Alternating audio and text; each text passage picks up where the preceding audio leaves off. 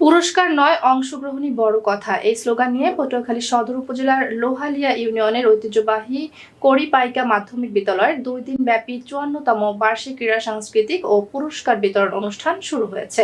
শনিবার সকাল 10টায় কড়িপাইকা মাধ্যমিক বিদ্যালয় মাঠে 54তম বার্ষিক ক্রীড়া সাংস্কৃতিক ও পুরস্কার বিতরণ অনুষ্ঠান জাতীয় পতাকা, ক্রীড়া পতাকা এবং শান্তির প্রতীক পায়রা উড়িয়ে শুভ উদ্বোধন জেলা শিক্ষা অফিসার প্রতিনিধি আবু হানিফ।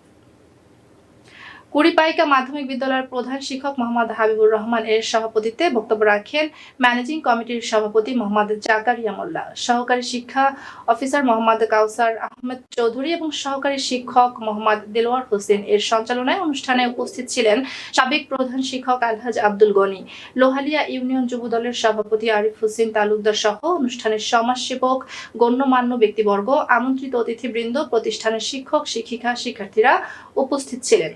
54তম বার্ষিক ক্রীড়া সাংস্কৃতিক অনুষ্ঠানে যারা বিজয়ী হয়েছেন তাদেরকে রবিবার বিকেলে বিদ্যালয় মাঠে পুরস্কার বিতরণ করা হয়।